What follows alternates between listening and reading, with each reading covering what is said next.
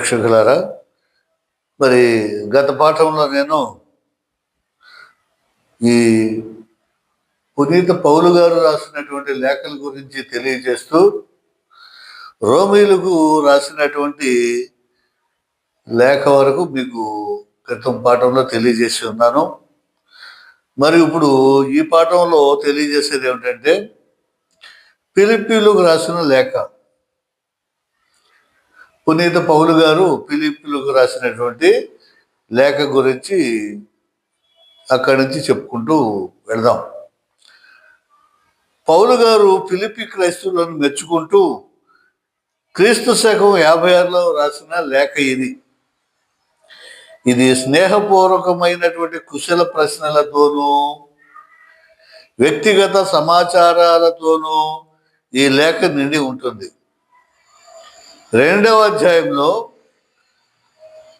క్రీస్తు వినయాన్ని మహిమను తెలియజేసే గొప్ప గేయాన్ని కూడా ఉదాహరించడం జరిగింది. ఇది ప్రధానంగా మనకి ఫిలిప్పీలకు రాసినటువంటి లేఖలో ఉన్నటువంటి విశేషం అన్నమాట. ఆ ఫిలిప్పీ క్రైస్తవులను మెచ్చుకుంటూ క్రీస్తు శకం 56లో ఆయన లేఖ రాశాడు. సరే, ఆ తర్వాత చెప్పుకోదగినటువంటి కొలస్సీలకు రాసిన లేఖ. కొలస్సీలకు లేఖ రాశాడు. పౌలు క్రీస్తు శకం 50లో రోములో చెరలో నుండి రాసిన లేఖ ఇది. ఎప్పుడు? క్రీస్తు శకం 50వ సంవత్సరంలో పౌలు గారిని రోములో జైల్లో పెడతారు. చెర అంటే జైలు. ఆ జైల్లో పెడతారు. ఆ జైల్లో నుండి రాసినటువంటి లేఖ అన్నమాట ఇది. ఇక్కడ ఏంటంటే క్రీస్తు దేవదూతలలో ఒకడని, దేవదూతలను పూజిస్తే దేవుని చేరుతామని తప్పుడు సిద్ధాంతాలు బయలుదేరాయి ఆ రోజుల్లో. ఆయన దేవుడేం కాదు, ఈ క్రీస్తు ప్రభువు కూడా ఆ దేవదూతల్లో ఒకడు కాబట్టి ఆయన్ని పూజిస్తే దేవుని చేరతామని చెప్పేసి తప్పుడు ప్రచారాలన్నీ కూడా బయలుదేరాయి. అయితే ఇలాంటి తప్పుడు సిద్ధాంతాలను నమ్మవద్దని పౌలు గారు రాశాడన్నప్పుడు ఈ లేఖలో ఎంత అబద్ధము, తప్పుడు బోధలు, తప్పుడు సిద్ధాంతం నమ్మొద్దని రాశాడు. వాటికి లొంగవద్దని పౌలు కొలసీ పౌరులను హెచ్చరిస్తూ ఈ లేఖ రాశాడు. క్రీస్తు ప్రభు నిజమైన దేవుడని, దేవదూతలు ఆయనకు లొంగి ఉంటారని ఈ లేఖలో ఆయన చెప్తాడు. క్రీస్తు ప్రభువే నిజమైన దేవుడు, దేవదూతలందరూ కూడా ఆయనకు లొంగి ఉంటారు, ఈయనే దేవుడు అని చెప్పేసి ప్రత్యేకించి ఆయన ఖండితంగా ఒక్కడించి చెప్పడం అనేది జరిగిందన్నమాట ఈ లేఖలో.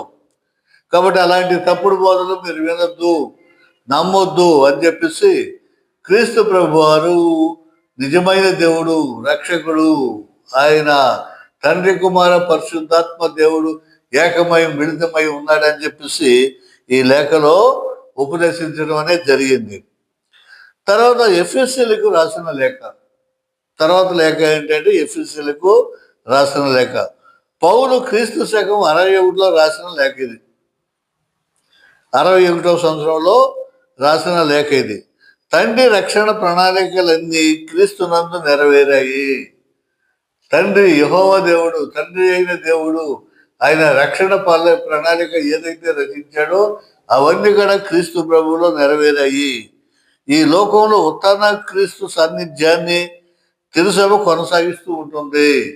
ఆ ఉత్తానమైనటువంటి ఆరోహణమైనటువంటి క్రీస్తు ప్రభు యొక్క ఉద్దేశాన్ని, ఆయన యొక్క విషయాలన్నింటినీ ఏ ఉద్దేశంతో ఈ భూలోకానికి వచ్చాడో, భూలోకానికి వచ్చి శిలువ శిక్ష మరి అనుభవించి మన కోసం మన పాపాలను క్షమించడానికి తన రక్తంలో కడటానికి వచ్చాడు, అవన్నీ కూడా క్రీస్తు ప్రభువులో నెరవేరాయి. అవన్నీ కూడా ఆయన స్థాపించినటువంటి తిరుసభ గురించి ఇదివరకు చెప్పావు. మరి క్రీస్తు ప్రభు వెళ్ళిపోతూ తన సభని పేతురు గారికి అప్పచెప్పి పేతురు గారి ద్వారా ఈ తిరుసభను ఏర్పాటు చేసి దాని స్థానంలో ఇప్పుడు మరి పోపు గారు ఉంటున్నారని చెప్పాము.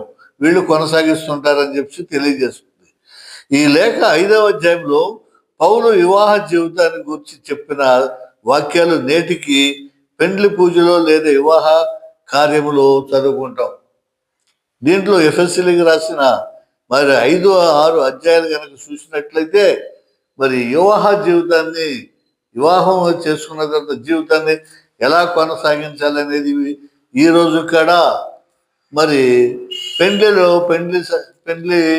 వ్యవహారంలో మనం చూస్తూ ఉంటాం. కాబట్టి దాంట్లో మనం 5వ అధ్యాయంలో చూసినట్లయితే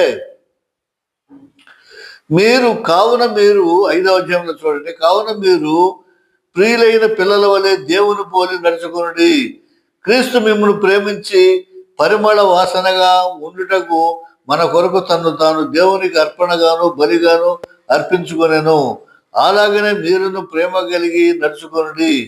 మీలో జారత్వమే గాని ఏ విధమైన అపవిత్రతయే గాని లోభత్వమే గాని వీటి పేరైనను ఎత్తకూడదు అని చెప్పేసి తెలియజేస్తున్నాడు. మరి ప్రియమైన క్రైస్తవులారా, మరి ఇంకా ఏం చెప్తున్నాడంటే కృతజ్ఞత 4వ వచనంలో చూడండి, కృతజ్ఞత వచనమే మీరు ఉచ్చరింపవలెను గాని మీరు బూతులైనను పోకిరి మాటలైనను సరసోక్తులైనను ఉచ్చరింపకూడదు, పలకకూడదు. ఇలాంటి మాటలు పొరపాటున కూడా మీరు పలకకూడదు. ఇవి మీకు తగవు, మీరు మాట్లాడే విధానానికి తగవు. వ్యభిచారి అయినను అపవిత్రుడైనను విగ్రహారాధికుడైనను ఉన్న లోభి అయినను క్రీస్తు యొక్కయు దేవుని యొక్కయు రాజ్యమునకు హక్కుదారుడు కాడను సంగతి మీకు నిత్యముగా తెలియను.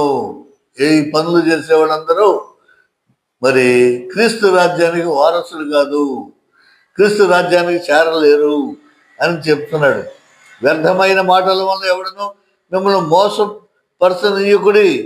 ఇట్టి క్రియల వలన దేవుని ఉగ్రత అవేధులైన వారి మీదకి వచ్చును గనక మీరు అట్టి వారితో పోలివారై ఉండొకటి అని చెప్పేసి ఆయన కరాఖండిగా మరి వీళ్ళకి తెలియజేస్తూ ఉన్నాడు అన్నమాట. ఇంకా ఏం చెప్తున్నాడు చూడండి, మరి 15వ వచనం ఏది ఎఫెసీయులకు రాసినటువంటి 5వ అధ్యాయము 15వ వచనంలో చెప్తున్నాడు, ఖచ్చితంగా చెప్తున్నాడు పౌలు గారు. దినములు చెడ్డవే గనక మీరు సమయమును పోనీయక సద్వినియోగం చేసుకొనుడు, అజ్ఞానుల వలె గాక జ్ఞానుల వలె నడుచుకున్నట్లు జాగ్రత్తగా చూసుకొనుడి అని చెప్పేసి ప్రభు సెలవిస్తూ ఉన్నాడు. దినాలు చెడ్డవి, రోజులు చాలా దుర్దినాలు ఇవి. కాబట్టి మీరు సమయమును పోనీయక సద్వినియోగం చేసుకోండి, ఊరికే కాలయాపన చేయొద్దు అని చెప్పేసి చెప్తున్నాడు అన్నమాట.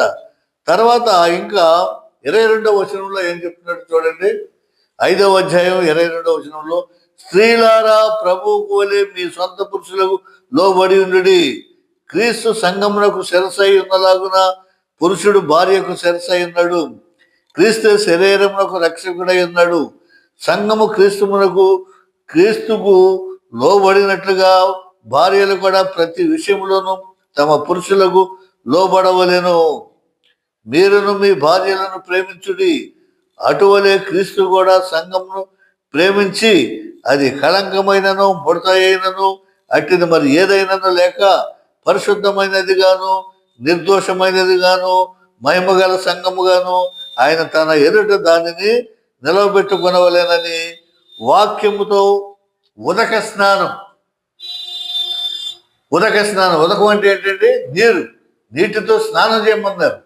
ఉదక స్నానం వాక్యంతో ఉదక స్నానం చేత దానిని పవిత్రపరిచి పరిశుద్ధపరచుటకై దాని కొరకు తను తాను అప్పగించుకునేను. చూసారా, మరి వివాహ జీవితాన్ని గురించి ఎంత చక్కగా చెప్తున్నాడు.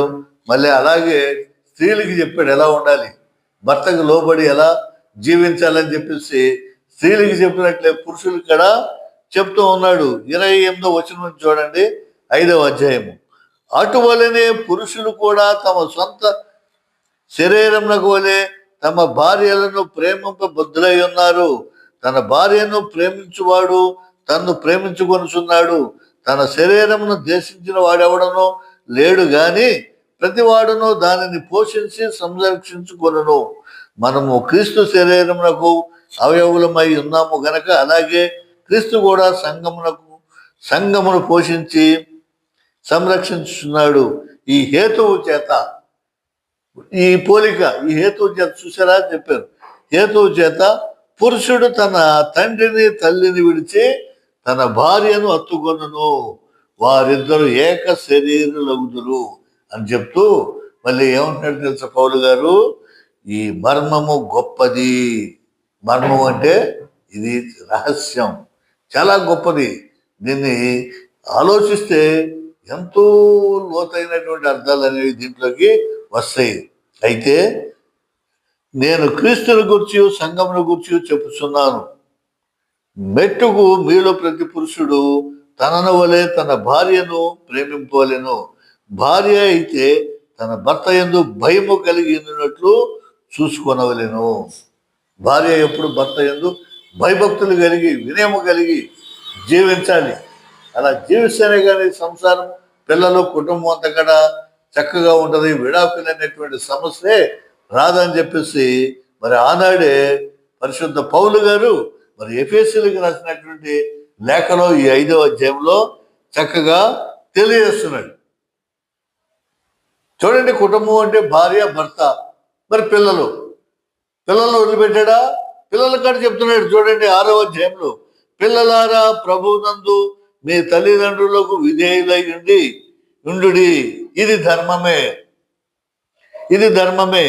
నీకు మేలు కలిగినట్లు నీ తండ్రిని తల్లిని సన్మానింపుము, అప్పుడు నీవు ఈ భూమి మీద దీర్ఘాయుష్మంతుడగుదువు. హల్లెలూయా. చూసారా పిల్లలకి ఎలా చెప్తున్నాడు? భార్య ఎలా ఉండాలి, భర్త ఎలా ఉండాలి, పిల్లలను కూడా చెప్తున్నాడు. పిల్లలారా ప్రభువునందు మీ తల్లిదండ్రులకు విధేయులై ఉండమని చెప్పేసి పిల్లల కాడ తెలియజేస్తున్నాడు. అలాగే దాసులు కూడా యజమానులకి వినయ విధేయతలు కలిగి భక్తులై ఉండాలని చెప్తా ఉన్నాడు. దాసులారా 5వ వచనంలో యథార్థమైన హృదయం గలవారై భయముతోనూ వణుకుతోనూ క్రీస్తునకు వలె శరీర విషయమై మీ యజమానులైన వారికి విధేయులై ఉండుడి అని చెప్పేసి మరి ఈ 5-6 అధ్యాయములలో పునీత పౌలు గారు, పరిశుద్ధ పౌలు గారు, అపోస్తులైనటువంటి పౌలు గారు మరి చక్కగా తెలియజేస్తూ ఉన్నాడు. ప్రియమైన క్రైస్తవ సహోదరులారా, కాబట్టి ఈ రకంగా ఎఫెసీయులకు చాలా ఉపయోగకరంగా సంఘానికి మరి ఆ సంఘ కట్టుబాట్లు ఇవన్నీ కూడా చెప్తాడు. అది నేటికి మన వివాహ వ్యవస్థలో పెళ్లి జరిగేటప్పుడు గురువులు కానీ, పాస్టర్లు కానీ, దైవ బోధకులు కానీ చక్కగా ఇది తెలియజేస్తూ ఉంటారన్నమాట ఈ ఎఫెసీయులకు రాసినటువంటి లేఖలో పౌలు గారు. అదేవిధంగా ఫిలోమోసుకు రాసిన లేఖ, తర్వాతది ఏమిటాయంటే ఫిలోమోసుకి రాసిన లేఖ. ఫిలోమోను అనే సంపన్నుని బానిస ఒనేసియమస్ అన్నమాట. ఇతడు పారిపోయాడు. అతని దగ్గర నుంచి వెళ్ళిపోతాడు. అతని దగ్గర నుంచి వెళ్ళిపోయి ఎక్కడికి వెళ్ళాడు? ఇతడు రోములో పౌలు వల్ల ఉపదేశం పొంది పౌలు దగ్గరికి వెళ్ళిపోయాడు. పునీత పౌలు దగ్గరికి వెళ్ళిపోయి అక్కడ పౌలు గారి వల్ల ఉపదేశం పొంది క్రైస్తవుడిగా మారిపోయి మరి పౌలు దగ్గరే ఉంటే అప్పుడు పౌలు గారు ఏం చేస్తారంటే ఈ ఫిలోమోనుకు ఒక లేఖ రాస్తాడు. ఈ బానిసను దండించవద్దు అని పౌలు ఈ ఫిలోమోనుకి రాసినటువంటి లేఖ అన్నమాట. ఇది చూడండి, ఒనేసిము ఈ ఫిలోమోసుకు రాసిన లేఖలో ఇక్కడ ఉంటుంది చూడండి. ఒనేసిము కోసరము నిన్ను వేడుకొనుచున్నాను. అతడు మునుపు నీకు నిష్ప్రయోజనమైన వాడే గాని ఇప్పుడు నీకును నాకును ప్రయోజనకరము గలవాడాయను. నా ప్రాణము వంటి వాడైన అతన్ని నీ యొద్దకు తిరిగి పంపించి ఉన్నాను. నేను సువార్త కొరకు బంధకములో ఉండగా నీకు ప్రతిగా అతడు నాకు పరిచారం చేయి నిమిత్తము నీ యొద్దకు ఉంచుకొనవలెనని ఉంటిని అని చెప్పేసి ఆ లేఖ రాస్తూ మరి అతన్ని అక్కడికి పంపించడం అనేది జరిగింది. ఇక పోతే తిమోతికి రాసిన లేఖలు అన్నమాట. ఈ తిమోతికి రాసిన లేఖలు, ఈ లేఖలు క్రీస్తు శకం 65 ప్రాంతంలో రాసినవి. వీటి రచయితలు సందేహాస్పదం. ఎవరు రాశారు కానీ కొంచెం సందేహం అన్నమాట. పౌలు కానీ అతని శిష్యులు కానీ రాసి ఉండవచ్చు. పౌలు బోధించిన వేద సత్యాలను అతని శిష్యులైన తిమోతి మొదలైన వాళ్ళు పవిత్రంగా ఎంచాలని, వాటిలో ఎలాంటి మార్పు చేయరాదని ఈ లేఖలో సారాంశం అన్నమాట, రాశాడన్నమాట. కాబట్టి ఇలా తిమోతి వరకు మరి నేను ఇప్పుడు చెప్తున్నాను. కాబట్టి తర్వాత మళ్ళా నేను చెప్తాను. కాబట్టి ప్రియమైన క్రైస్తవ పాఠకులారా, చిన్నగా గ్రహించి వీటిని మీరు అర్థం చేసుకొని ఈ లేఖలన్నింటినీ పౌలు గారు ఎవరికి ఎలా రాయాలో, మరి క్రీస్తు ప్రభు ప్రేరణ బట్టి, భక్తిని బట్టి ఈయన రచించడని మీకు తెలియజేస్తున్నాను. దేవుడి కొద్ది మాటలు దీవించుగాక. ప్రార్థన చేద్దాం. మహాపరిశుద్ధుడు తండ్రి, నీ పాదంలో వందనాలు ప్రభా. నీ కృపతో ప్రభా మనం కాచి కాపాడేందుకు వందనాలు, స్తోత్రాలు తండ్రి. ప్రభా తండ్రి, ఇదిగో సోఫియా జోసెఫ్ ఈ ఛానల్, యూట్యూబ్ ఛానల్ ద్వారా వింటున్నటువంటి ప్రతి ప్రేక్షకుని ప్రభా, ప్రతి శ్రోతని ఆశీర్వదించండి, దీవించండి, కనికరించండి. వాళ్ళకి మేలు కలిగినటువంటి జీవితాన్ని దయచేయండి ప్రభా. వారికి ఏదైతే కొరతగా ఉందో ఆ కొరతలన్నీ తీర్చండి, ఆశీర్వదించండి ప్రభా. తండ్రి ఆశీర్వదించి దీవించి ప్రభా, ఘనత మహిమ మీరే పొందమని ప్రభు అయిన యేసునామమున ప్రార్థించి వేడుకుంటున్నాం తండ్రి.